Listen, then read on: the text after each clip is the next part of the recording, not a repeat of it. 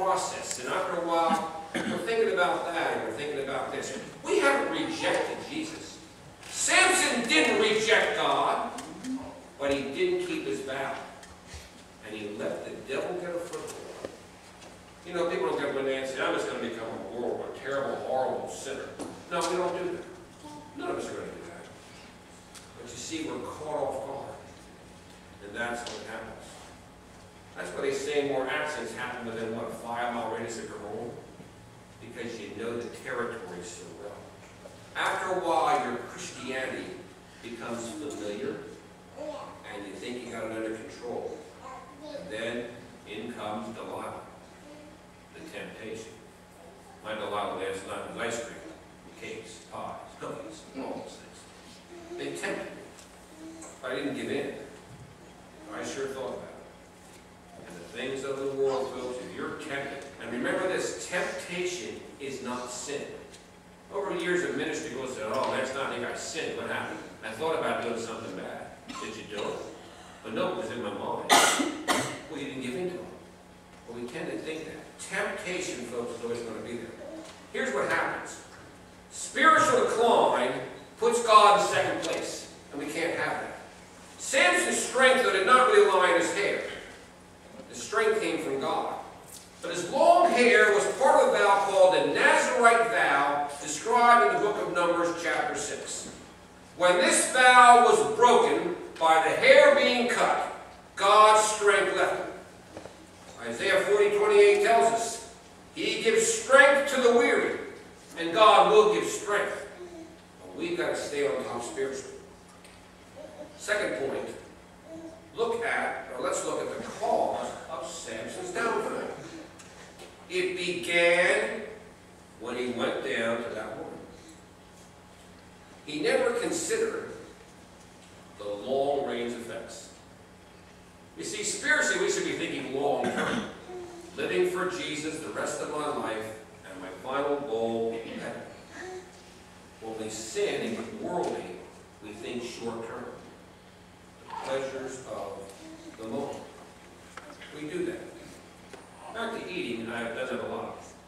One time my wife made spaghetti with beautiful meatballs. They were even nice-looking meatballs. They were great. And the pasta, just the right number. You know, they're good at no number. I'm an expert in pasta. And certain thicknesses have different taste. So my wife made this, and the idea was I could have it for lunch. A couple days. I ate the entire pot of pasta. I ate it. It was wonderful. But boy, that night I woke up about 2 in the morning. I did not feel it. She said, just how much did you eat? Well, she found out in the morning, I made that for your lunches. She didn't say for lunch, for lunches. And I ate that lunch for her. I get carried away. And it happens. You start out and you just keep going. You know why? Because it's enjoyable. You don't think about the long-range effects. We're talking about carbohydrates. Whoa! Unbelievable. Samson thought about the pleasure of the moment. And that's what sin does. Few of us ever think about these things. It just kind of happens. And of course, the devil has a way of making sin look good. Let's face it, that's the truth. Now, we tell our children, don't play with fire or you'll get burnt. But do we take the same advice when it comes to our spiritual walk? We say, it's only a little sin. It won't hurt. I've got it under control. I can handle it. It's like that man is an alcoholic. Been clean for a couple of years. One little drink won't hurt. One little drink can send him right back to a serious alcohol. We can't control it. Don't be fooled. Sin leads to destruction. You've got to keep thinking long-term Christian walk. When we sin, we really do this. I read this a while back in the book that said, and it's kind of interesting to put it. The author wanted to say, when we sin, it's a total disregard for God. I thought, you know, that sounds really bad. How'd you do today?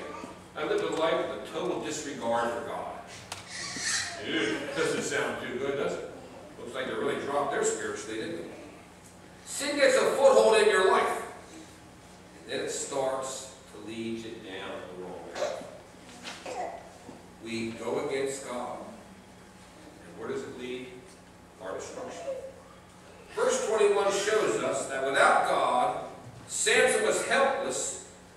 to reduce his miserable state. Once the Philistines saw his strength was gone, they overcome him very easily.